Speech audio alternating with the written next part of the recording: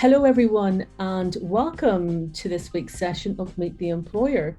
We have a really interesting panel and organisation joining us today called UNIQLO. We have Jerry and also Felix. I'll introduce them to you a little bit later. But first of all, what I wanted to do was to welcome Carly and Randy, who are doing our BSL and also our captions today. So thank you very much for joining us. This is part of our Meet the Employer series. And it is fully recorded, though you won't be. It's just myself and the panel. If you want to watch this back later at another point in time, you can. It will be available on our Hive, which is a 24/7 online resource. It's stacked full of really interesting career resources, tools, apps, articles, and videos. We would love if you could be chatty with us today. It's your opportunity to meet this employer and ask all those really important questions that you have. Could be from their hiring practices to their diversity and inclusion. So feel free to be really interactive and you can pop your questions in the chat box and I am happy to ask those questions as we go along. There will be a poll at the very end of the session, and so we would also encourage you to fill in that poll. It gives us really insightful feedback how to improve and what sessions to create for you in the future. So I just wanted to do one quick check and make sure there are captions in BSL is all in working order. Great, let's get started.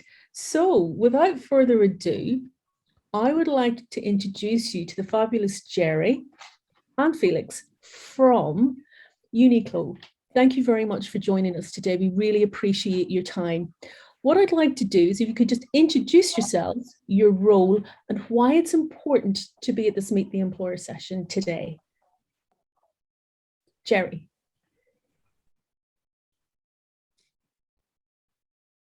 Thank you very much, Rosa. First of all, for providing this space for us today to meet and also thank you for facilitating the push of persons with disability to the world of work. While we're, the reason why we're here is because as employers, we really need to pull suitable candidates as we have so many vacancies and all of you are such great talents. It's very important to us that we meet with you. My name is Jerry Guillon. I am French, so I hope the captions are still going to be able to understand, make sense of what I say. I'm in charge of recruitment and also talent development at UNIQLO. I've been in the business for 10 years. And I'm really pleased to be with you today. Felix? Thank you, Jerry. And again, echo Jerry's Rosa, thank you very much for facilitating so well so far. And I'm really pleased to be here today to help explain UNIQLO and what we do and how we do it. I'm responsible for HR in the UK business. And that's a lot of work with the 15 stores that we have in the UK, as well as the head office teams that we have based in London. And I'm really looking forward to talking about UNIQLO and helping the attendees on the call today understand more about us and answer any questions that may come out of this session. So looking forward to getting going. Fantastic. Well, let's kick off. I'm keen to understand, as is all of our candidates, what exactly is UNIQLO? Who can explain that to me? Jerry? Yes, I'll take that. So UNIQLO, actually, I've just had feedback very interestingly from Rosa that it's not a word, obviously, it's made up and it comes from unique clothing. So UNIQLO is an apparel manufacturer and retailer. We have 2,300 stores worldwide, of which 15 are based in the UK. The UK is also home actually to our European headquarters with about 150 employees. So we will be able to talk to you about the different roles that we have and vacancies we have later on. UNIQLO is one of the 8 brands that belong to a large group called Fast Retailing. And that group is the 3rd largest group of apparel in the world in terms of revenue. So even though some of you may not know UNIQLO, we are very prominent in Asia, and we are growing the brand in Europe with opening new stores and really expanding all our operations. So if I explain just a little bit, maybe what differentiates us at UNIQLO. UNIQLO is really known for offering clothes which are simple, practical, and of really high quality at a reasonable price. So essentially, UNIQLO's goal is to make great clothes that make people feel comfortable, confident, and make people feel themselves throughout the day. So I think that's, in a nutshell, how I could describe UNIQLO. Thank you for that. I'd like to move on to the next question. I want to get a sense of what the culture is like, what it's like to work at UNIQLO. So, Felix, I'm going to pass that question to you. Can you tell me or give me some insight in what it's like to work at UNIQLO? Yeah, of course. Let me separate this into 2 areas. I think we have 2 environments that we have in UNIQLO where people can work. One is a store environment, so in one of the 15 stores that we have, and the other is the head office environment. They're very different environments. So let me start with store. We have a number of positions that would begin at an entry level, what we call an entry level position within our stores, the customer advisor position. This is a crucial role for us because it is very much the engine of our business. It is a customer facing role. It's a team focused role. And the results that we achieve in stores depend upon that team working well together. It's very fast paced. If anyone has been in a store environment before, you will know that there are lots of different things going on at once. And you'll see those people who work in store often doing lots of different things at once. We are always trying to match or even exceed the expectations of our customers when it comes to the level of customer service that we can deliver in store. So customer service is a very key part of what it means to work in store. So when we relate that to culture, where we have a very humble sense of work within UNIQLO, where we are really focused on customer, really concerned about their wants and needs and what we can do to help them. And that really forms a very fundamental part of the culture at UNIQLO. It's also a culture, I think, of wanting to do well. So Jerry just mentioned there that we're currently the 3rd largest apparel retailer in the world as part of Fast Retailing Group. We want to become the 1st, the largest. And so that requires us to be quite ambitious about what we can achieve in store, in terms of sales, in terms of the level of customer service. And so there is a sense of being quite committed and focused on hard work to achieve that very ambitious targets. Then if I relate that to the head office, and I've done this purposefully in this order to start with store and then go to head office, because we actually call our head office the store support center. And that's because we see our role as being enablers of stores. So helping them do what they need to do. And so again, it's a very humble approach to work where we're trying to understand how can we best serve stores to do what they need to do to deliver results and serve customers well. So I would say it's a very outward looking culture where we're always concerned about others. And we're thinking about what we can do better. We're thinking what we can support. And we're thinking how we can achieve. So I think those are probably the main aspects of our culture at UNIQLO. It's really interesting that at the heart and the epiccore of your business is the stores is the customer. You've focused very significantly in your conversation around the customer service, and especially in hospitality and real retail sectors where you have that face-to-face role. The customer service is really important. But I listened to other keywords that you've said here that kind of talks to your values. Fast, hardworking, ambitious, focused, committed, client-centered. So those are all really, really key words. And I really thank you for sharing that with me, Felix. What I'd like to do now is really ask you both, why is hiring disabled candidates important to you both and important to the broader organization? Jerry, would you like to go first? And then I'd like to ask Felix. Sure, yes. So the hiring of candidates with disability is really important to us. It's I want to very openly share that we are at the beginning of the journey. We've started working with Even Break just about a year ago. So we are still very much in this development, learning so much. But if I can think of maybe three main points to answer your question.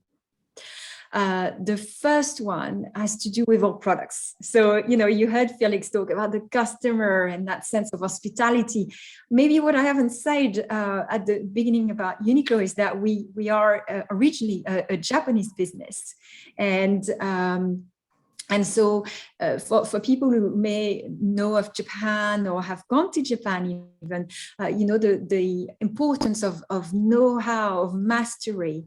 And so the first thing about disability and welcoming people with disability in our workforce relating to our product is that our clothes are made with an all-inclusive mindset. And what that means is really two things. It means that in our clothes, making clothes with the customer the customer in mind all the time, and all customers. So we don't segment at UNIQLO. We don't segment by age. We don't segment by size, style, size, budget. There is sort of a made for all mindset behind our clothes. And in order to make for all, we need to be made by all. So that all-inclusive mindset really means that we're conscious that our clothes can only be relevant to such a diverse customers if we equally have a diverse workforce to give input.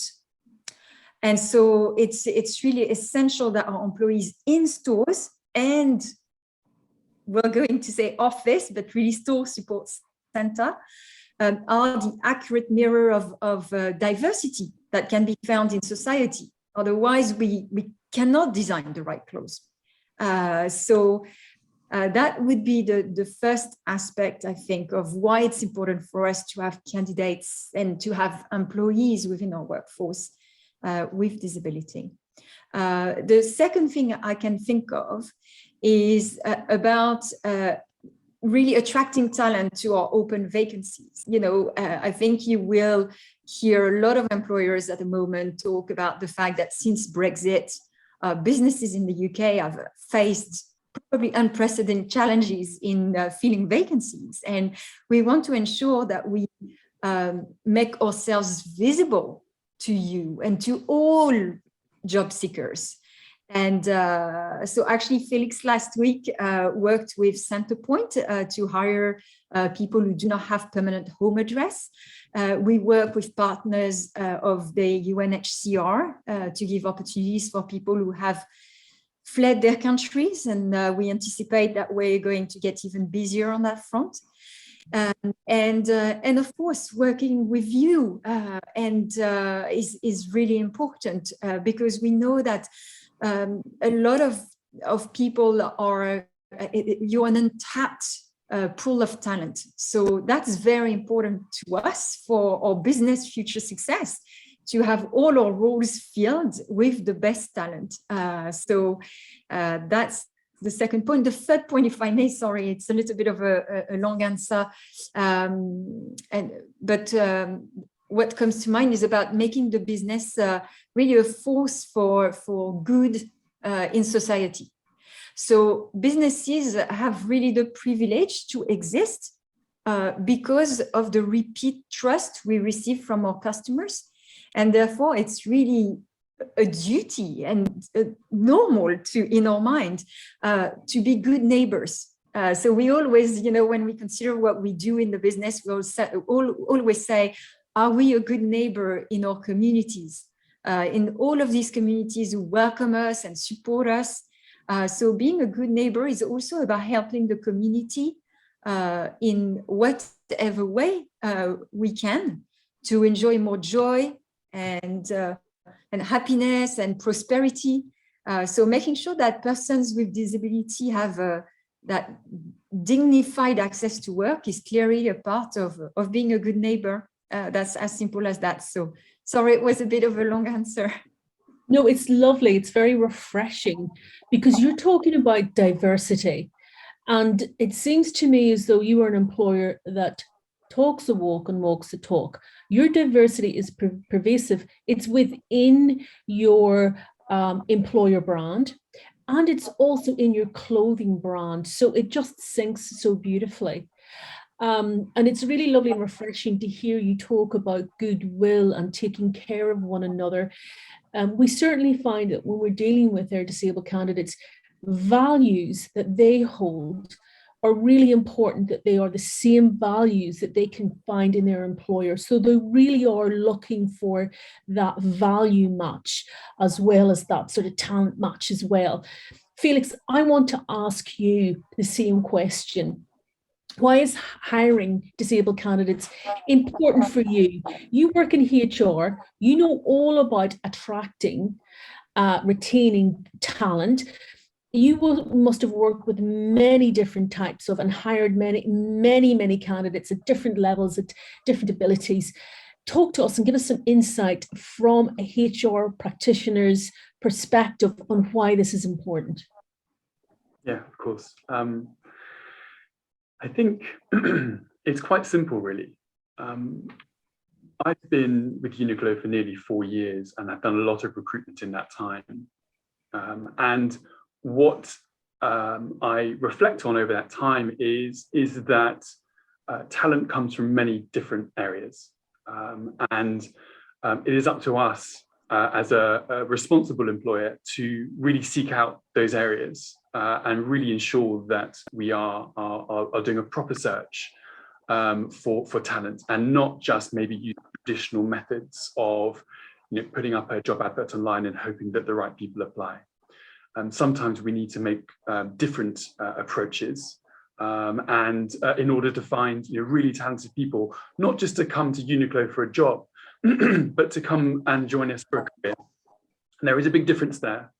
We're looking for people to stay with us and grow with us. And actually the most talented people do. So I think when we think about our approach and why it's important for us to do this, I kind of think, well, why it's almost the wrong way of looking at it in a sense. It's much more about why wouldn't we do this? It makes complete sense to just find really talented people wherever we find them and make it as easy for them as possible to apply for our positions, giving as much information and as help and as guidance as we can to help them be successful at interview and also within the role that they go on to do. And I think that the one common thing about being successful in retail is your background actually doesn't matter at all. It's much more about your mindset and your value set that you bring. Your life experience and your qualifications can be very, very varied. And in fact, we don't ask for anything in particular when it comes to those things, in terms of qualifications or background. For us, it's very much where can we find and help people who really want to work with us and build a career with us to come and apply and do so. You talked about mindset and values. Can we explore that a little further before we go on to the fabulous roles that you have?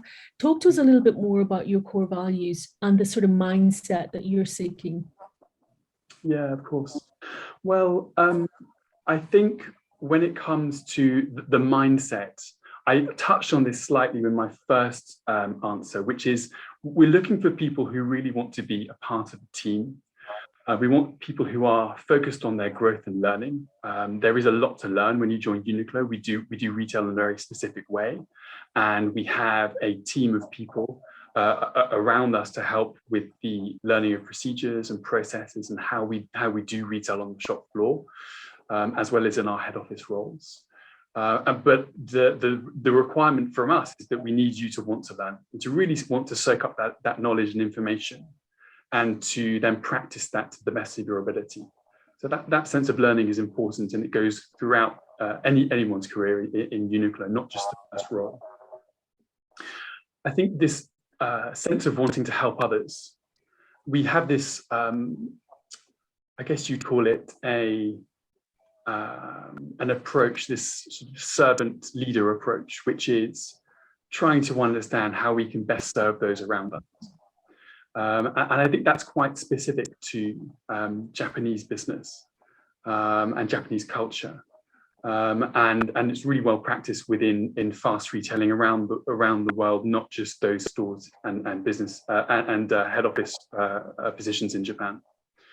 But so really thinking of others, and that's our co-workers and also our customers.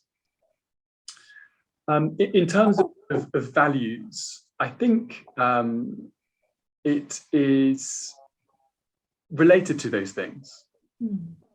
But I think if I was to specify and pinpoint the values that we require, I think having this sense of truth about how we work, very genuine approach to working, a sense of simplicity in how we work, very focused on wanting to do things well, but not make things complicated. I think integrity in how we work.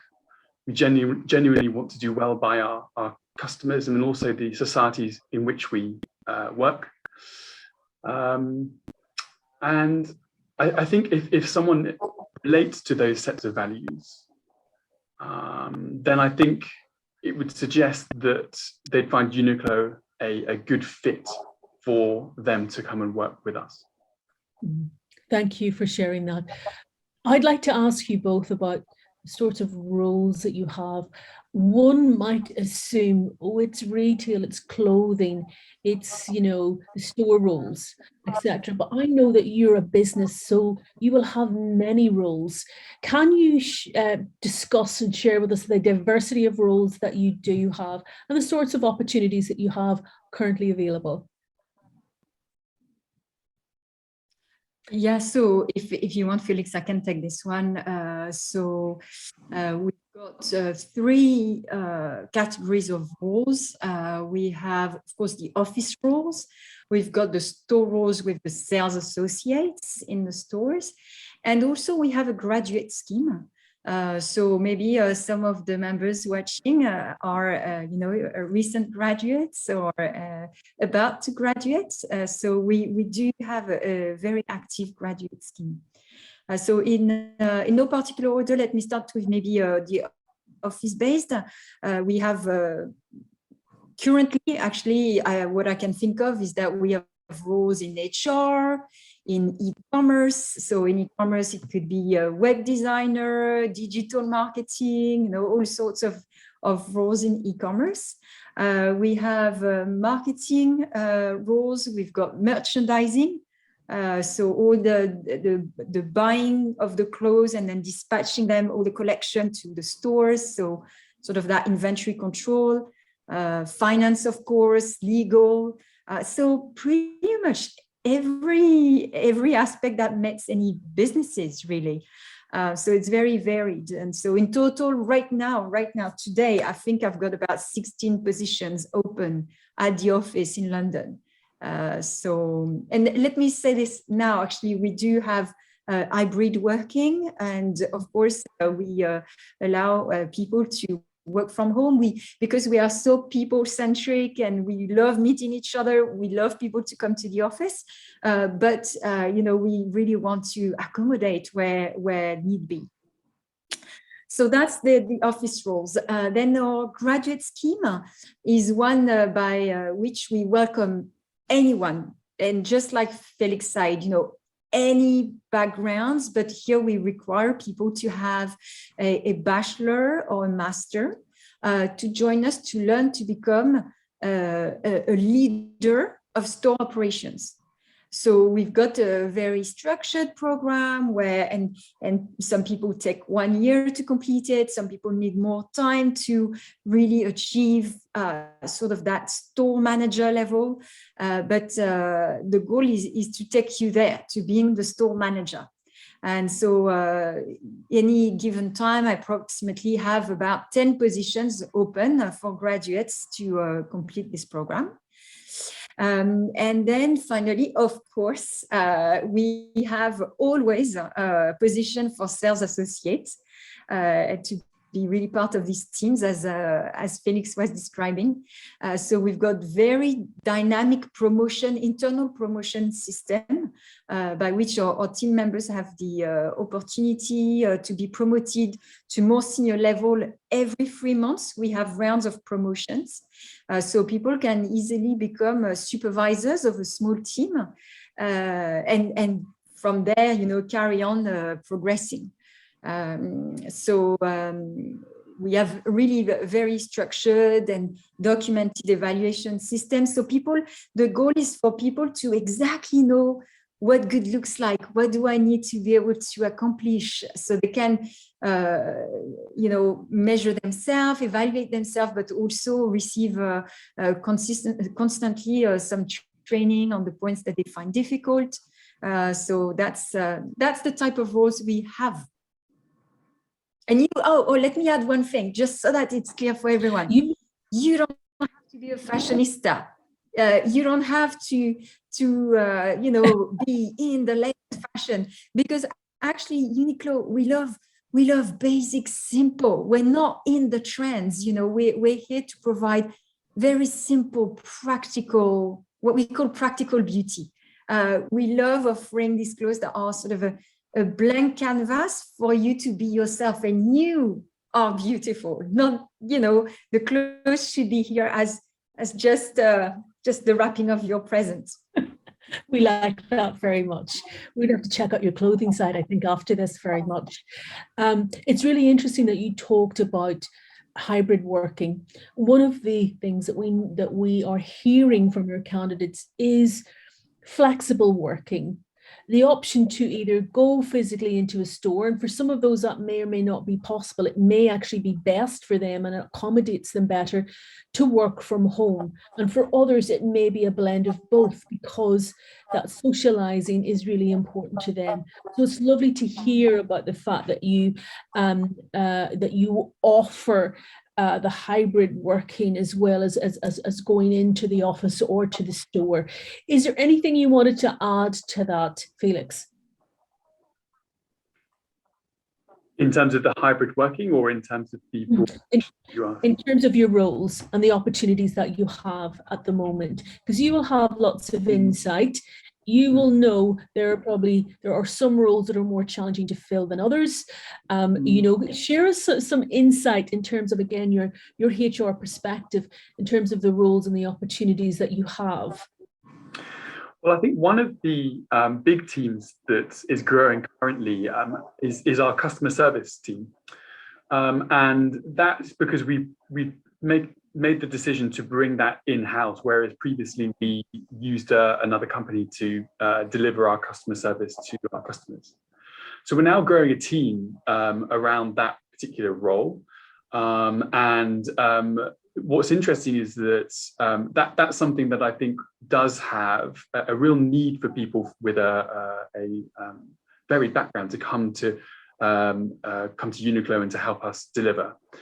Because when we deal with customers and when we're managing our customers and communicating with our customers, the sense of the employee to be able to relate to their customers is very important. In customer services, that's a very good opportunity for that relatedness to be able to take place. It's interesting too that you talk about taking your customer service in-house when the whole trend for years was to subcontract that out. So that's incredibly interesting. Why did you decide to do that? I think a big reason is the sense of control that you can gain from having your whatever the service might be in-house, and in this case it's the customer service. I think that we are really focused on what we call the voice of customer, and the voice of customer is basically what customers are telling us that they want to need, and how that relates to their shopping experience, but also the kind of clothes that they're looking for. And to be able to take control of that in-house means that we just have a much more linked up approach to ensuring that what's happening in store and how that's shared out to the store support teams that support stores, such as merchandising, allocation, marketing, could even be finance and HR, is really linked up with the feedback that we're getting from customers. We also are really growing our e-commerce platform. It won't be surprising to anyone on the call to know that during the pandemic, when our stores closed, as with many other retailers, a lot of our focus was on what can we do online and how can we connect with our consumers and customers online. And so how that experience is managed and how customers experience us online is also a reason, and the fact that that is growing very, very strongly is also a reason as to why customer service has been brought in-house to help support that in a more focused way. So we definitely, when we think about the decisions we make around teams and around service, again, it's always with our customers in mind, and would this benefit the customer? Would this, I guess you'd call it an investment? Is that the right investment for our customer? And I think when it comes to customer services and the team that involves, yes, it very much is the right thing for our customer. I'd like to stay with the roles and ask you, what does your recruitment process look like? And is it different depending on the role or the department across your organization? Can you share some insights with us there? And this goes to Felix. Yeah, of course, happy to. So as I said, I do lots of recruitment in my role. It's great. I get to meet lots of different people, and I also get to be a part of making people's lives better, by giving them opportunities with UNIQLO. We have 3 types of roles, if you like, which Jerry went through. So that's the direct entry in store, graduate scheme, which is store focused, and then also our head office roles. And I'll take each one in turn. I'll be as brief as I can. The first, for the customer advisor position in our stores, that's what we would call the entry level position, where you come to learn what it means to do retail in UNIQLO. We have a very simple online application where we would encourage people to apply with perhaps their CV, a covering letter if they choose to do so, as well as to highlight any adjustments that we could make to help them with that application. These applications are picked up, and then we would shortlist and do a telephone interview to see, to understand, why is that person wanting to join UNIQLO, and what is their motivation? Is it that they just need a job, or is it because they really love UNIQLO and want to work in retail? Is it that they see themselves going a bit further than just that entry-level position? And if they pass that stage, then it goes straight through to final interview in store with the store manager, where they would conduct a brief one-to-one or group interview session, depending on the number of applicants that store is dealing with. So it's essentially, I guess, a 3-stage process for those roles. The graduate scheme is a bit more involved, as you can imagine. We have lots of applications, and we want to make sure that we are shortlisting the best people through each stage. And by best, we mean most able to do well within UNIQLO due to the fit, due to wanting to work in store operations, and also really aligning with, thinking about themselves and having a career in retail. So the initial application is online, and then following that, there would be an invitation to attend a company presentation, quite similar to this actually, where a lot of what UNIQLO is and how we do business, and some interesting facts about us are presented, so that candidates can properly understand us as a brand. There are online assessments that we would then ask the individual to complete, and this basically tests math skills. And it also, there is a personality profiling tool, I guess you'd call it, which matches your preferences and strengths to the areas that we think are important when it comes to working in UNIQLO. And that's not pass or fail. We're just interested in understanding more about you. There's a group assessment where we will bring the group then together, and we will present them with a store that's in trouble, has a few issues going on, and we're going to ask that group to have a look at those issues and come together to discuss some solutions to those issues as a team. So really there we're testing, how do people work with each other?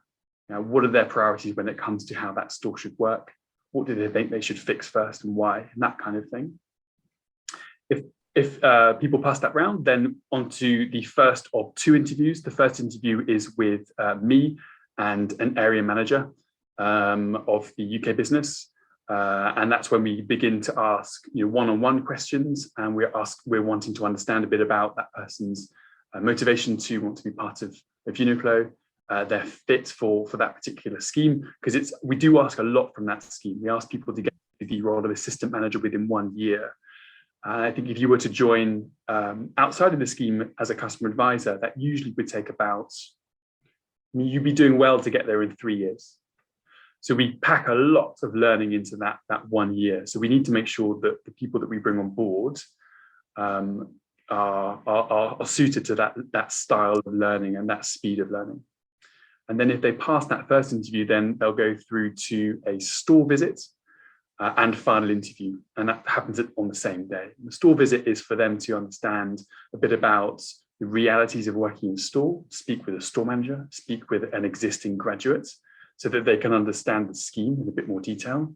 And then following that, later on that day, they'll come to a final interview with me and Jerry and the COO of the UK business. And again, quite a similar format to the first interview, but what we're trying to do is create more people to interact with these candidates, so that we get many more views on that candidate than just having a one-on-one interview. It's really important that we have a variety of views, because we all see different things in this interview, and then we can come together and make sure that we're making the right hiring decision. Sorry, that was quite a long one. And that's great, because it's very, very interesting. It's quite a rigorous process, your recruitment. But I like the fact that invitation into the store, so they get a sense of the realities of what it is like to work in the store day to day, because that also helps the candidate assess whether they want to move forward too, right? It's a two-way street. Exactly right. And that's part of the reason we do it. We feel that we are interviewing as much as we are being interviewed. And we encourage candidates to ask questions at every stage of the process, be it at the company presentation or throughout and into the final interview with us. Because ultimately, we just want to make sure we're making the right decision and making the right decision, so that everyone's happy in the end when that person starts. That's why we do that. Absolutely. So you've heard it here, guys. You've heard a HR practitioner or manager saying to you that it's important for you to also interview the employer, ask those critical questions, because you want to make sure that it's a good match for you too. Hey, Felix, you talked about accommodations. Can you share with us, or give us some examples, with obviously with not disclosing, but give us a sense of the sort of adjustments or accommodations that you can make? And do you make this across the whole hiring process? Yeah, it's interesting. I might ask for Jerry's view on this as well. The accommodations that we are, first of all, we are purposely very open about that sense of accommodations, and we're not being specific. We're really leaving the individual to let us help them with any adjustments that might be needed.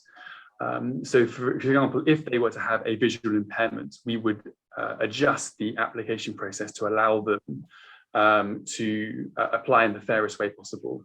It might be an impairment to do with hearing. And again, we would do the same thing. It might be that they have a learning difficulty, which means that they could benefit from having questions asked in a certain way, or maybe a little bit more time when it comes to answering questions.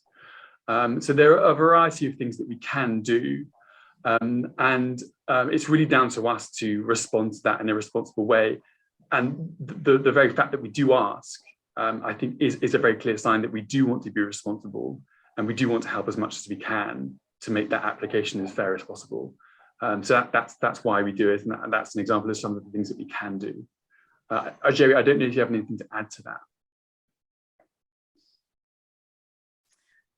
I think you've covered it. I think it's we have been thinking a lot about how do we adjust, what should we do, and basically where we are right now is that we haven't scripted it in a particular way set in stone how to support you, because we understand that each and one of you may require different accommodations. So our approach is simply to ask all candidates at each step of the process, how can we remove obstacles and barriers so that we prevent you all these barriers that would prevent you demonstrating your potential. So I think when we considered our approach, we said basically our dream is always to say yes to candidates. So we could just do whatever it takes. Sometimes, of course, might be difficult for us. It might challenge us. How do we do this? But it's about learning with you. We need you to also teach us, to get us to unlearn certain ways. And because obviously we want an equitable process for everyone. And so I have in my mind this phrase of Jane Hatton from Even Break of how can we enable you to shine? And it's always part of every interview that we do or every process that we do. How can we enable you to shine? And I think it's lovely that you put it out there at every stage of the process. Please let us know if there are any barriers or anything that we can do to facilitate and support you. Often employers have application forms, and it's there's that box that you have to tick, but then they don't follow it up when a potential applicant has actually filled in that box. They're not proactive in asking that individual, hey, I noticed on the application form that you've ticked the disability box. How can we support you be at your best at the next stage? So at the same time, it's really important that our candidates and our job seekers were also proactive, that they self-advocate, that they know what their accommodations and adjustments are. So it's a two-way street. I'd like to move on and ask you another question. This is a really biggie. Felix, can you help us? How can our candidates stand out in your recruitment process? Share with us your insights into what are the common mistakes or the common patterns and themes that you're seeing. What can give somebody that competitive edge? We are keen to hear your wisdom on this. Well, the good news is that it's quite easy to catch an employer's eye when you are applying for a role. I think the first thing is when you look at your application, whether it's a CV-based application, maybe there are questions that you're asked in that application, or whether it's to do with a covering letter or short one that you might want to upload. I think what has to be there is a connection to the company and the role you're applying for in those things. So, for example, is there any reference to wanting to work for UNIQLO in the application? Is there any effort made gone into that person having done research before they've applied, so that they can begin to demonstrate things that they think is really great about UNIQLO and why they're so excited to apply, and indeed why they may well have decided to apply in the first place. And have they communicated that as part of their application? Because if I see anything like that, that says to me, this person's serious about this application. It's not just one of 10 roles that they've applied for. They've really committed some time to thinking about the role, thinking about the company, and also adjusting their application so that it reflects that, which takes time. So that investment in time, for me, is a very good sign because it shows seriousness. I think when it comes to the interview stages, and when you begin to talk with representatives from UNIQLO or any company that you're applying for, I think it's really important that you have some questions prepared, questions that matter to you, questions maybe that you have found because you've not been able to find the information yourself online, so that you can show again that you're really thinking about this role in your own eyes, what it means for you, what's important to you within this role, and the questions that you're asking to demonstrate that. I think one of the things that always makes my heart sink a bit is when we get to the end of an interview and I say, oh, do you have any questions you'd like to ask? And the person just says no. Or there is one thing worse, when they ask what the salary is. Because that again says to me, well, what's your motivation for applying here? Is it because you are looking to have a career? Is it because you're looking to align with a company whose values you really agree with?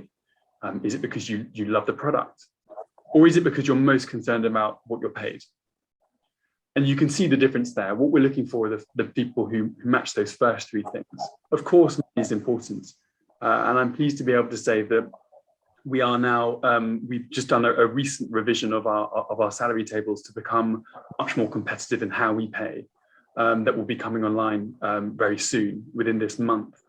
And so we really are very focused on ensuring that we pay fairly for the work that we ask people to do. But that's not a reason for joining us.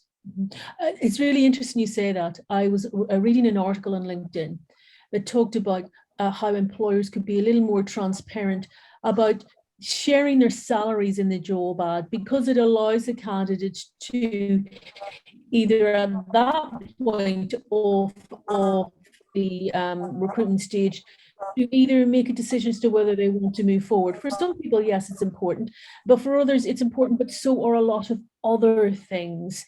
I just wanted to pause there and say, Munira, I think you've come into this webinar a little bit late, which is fine, but you may have some questions. And if you do, please post them on the chat box or indeed in the Q&A. And I'm happy to ask Felix and Jerry to respond to that. I did want to ask you and move on, if that's okay, to talk about how do you help candidates when they want to apply? Can you give us some examples? Felix. So how do you currently support candidates when they're applying for opportunities? Let me throw this one at you. What if I wanted to do a video CV? What if I wanted to record myself and share with you my strengths, rather than having, say I'm a dyslexic and I wanted to do a video and share with you, well, here's actually what I'm good at and here's why I'm applying for the role, rather than do a CV. Is that something you're flexible on? Yeah, I'm speaking on behalf of the company. It's not something I'm aware of ever happening, but I would be very happy with that. There's no reason for me to turn around and say, no, that doesn't quite fit in line with our processes, so we're not going to allow it. You know, we really would want people to be able to demonstrate who they are, what they can do, what their strengths are, what their passions are. And if there's someone that's actually going to be very difficult written, fine, let's find a different way. There's no reason to decline that kind of request. In truth, it's going to be Jerry's team that would receive those kind of requests, because Jerry leads the talent acquisition team for Europe, and so it is her team that will be mainly managing a lot of those applications. So I don't know whether anything like that has come before, but I'm pretty sure Jerry would share my view on that one. Yes.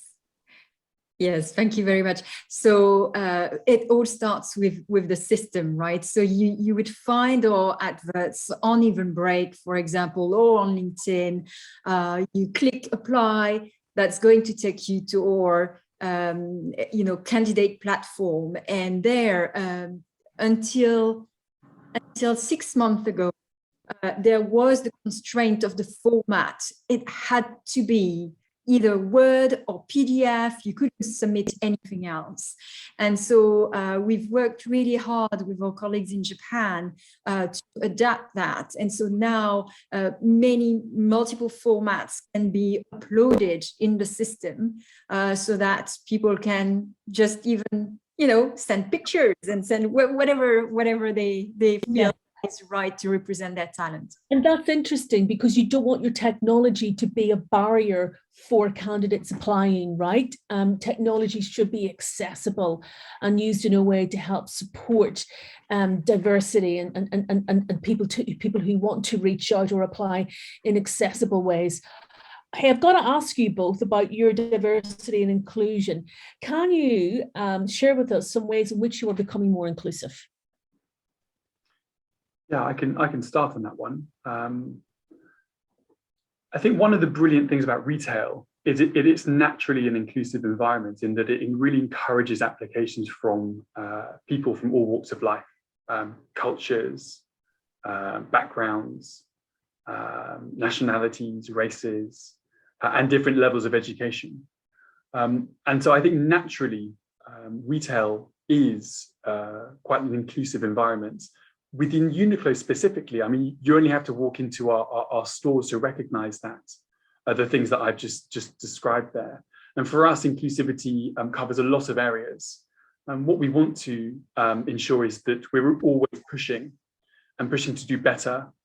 And that's why we now are focusing specifically on two areas.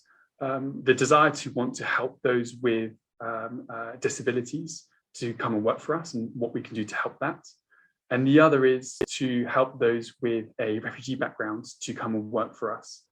We are working, as I said, with you on the former, with other partners on the latter. The most recent one of which is Centrepoint charity, who I met with last week to run an assessment centre to help with the hiring for our new store in Regent Street, which will be opening in April.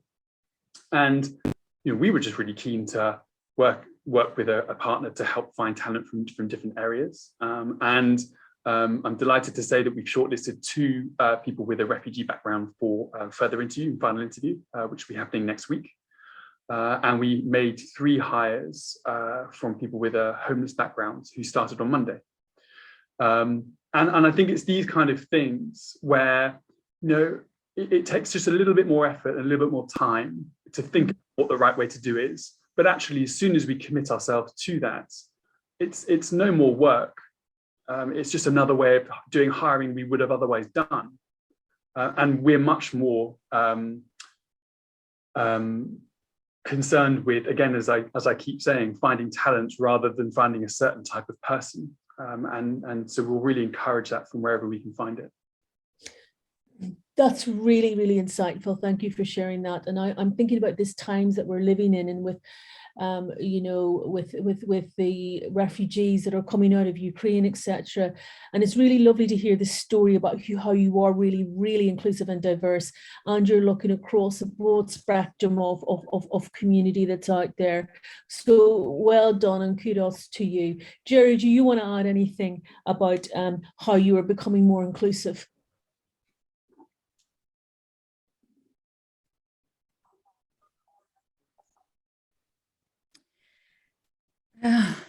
I think that the answer for me about how do we become more inclusive is really by learning, and by learning with you.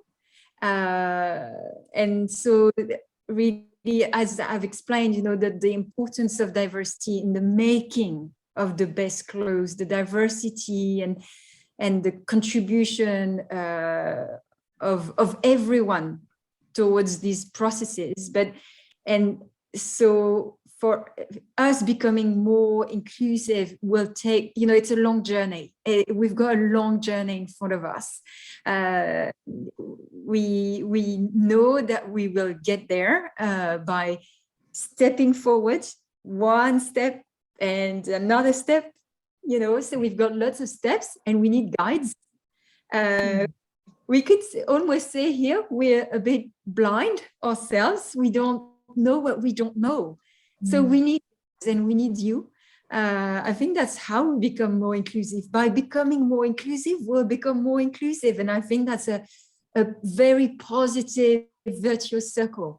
So I think that's how we are becoming more inclusive with some members joining us. Okay, I have one last question. I'm just conscious of time. I'm going to interview you both now. I'm going to ask you an interview question, but I'm going to kind of inverse it a little. Why should our Even Break candidates apply for your opportunities? Felix, you go first. Yeah, sure. I think Even Break candidates should apply for opportunities because what we're looking for is to provide opportunity of a career.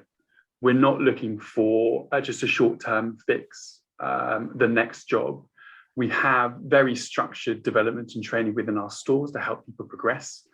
And we have, that's very, very clearly set out. And we also have a very clear structure of a training team to help with that in store as well. We're always growing within UNIQLO. So we have a new store opening on Regent Street in April. We have another store opening, which I can't name, later in the year in London. And this is very much normal for us. We're always wanting to grow. Our e-commerce platform is growing and our team sizes are growing. So we are a branding growth. Very unusually, we posted growth during 2021. When all other big retailers posted a retraction of growth, so a loss. And I think that goes a long way to demonstrate our approach to business is the correct one, and our philosophy of business when we think about customer and when we think about the fact that we're not fast fashion, very much about sustainable fashion. It is the right one, and it is something that people are buying into. And I think to allow people, and particularly candidates from Even Break, to be a part of that would I think be really, really good for those individuals. So I think for those reasons, I'd really encourage any applicants from Even Break to hit that apply button and that apply button. Yes. Start off. Yeah. Jerry, I'm going to give you the last word. Why should our candidates apply to UNIQLO?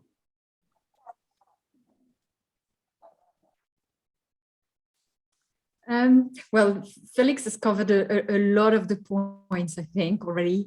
I think clearly it comes back for me, it comes back to our values of why do we exist? And therefore, I think that we don't want to become number one for, the big bosses to become richer. We want to become number one just because we truly, genuinely believe that the clothes that we bring are clothes that are easy for people, that are comfortable, that are the right clothes for every day. And therefore, we think that being that force for bringing the right product to market is a beautiful journey, and therefore every candidate would love and enjoy being a part of it. And then maybe the last thing is, again, circling back to my first statement, that we are in the process of learning, and where probably some other employers have got it all figured out from the point of disability, or have a lot figured out. We are learning, and therefore you joining us means that you can really help us demultiply these efforts and make it easier every day for us to learn and employ more and more people with disabilities, because we know that some members have trouble finding work. So I think that having joining us is also contributing to that agenda. So Thank you both. So everyone, you heard it here. Have a look at the Even Break job site. You can search for UNIQLO, or you can search under the jobs category. I might just have to go on to UNIQLO and check out their clothes. So without further ado, I just wanted to say thank you very much to Felix and to Jerry for joining us here today and really sharing with us your values and your passion and why it's important for you to hire people with disability. To everyone, thank you very much for joining. Next week, you can see Caroline Dove, who is another career coach, and myself. We talk about the importance of networking and allyships, especially in your job search. Don't forget, there will be a poll at the very end of this, so please do fill it in. We want some feedback on how you found the session. We'd like to share that with Jerry and with Felix, but also we'd love your insights in terms of what will work for you in the future. So you see the survey questions coming up here. Again, Jerry and Felix, thank you very much for attending. If we have any further questions that coming from candidates at a later stage, we would like to send those to you. Everyone, thank you very much for joining us today. Don't forget to fill in that survey. Take care and see you all next week. Bye.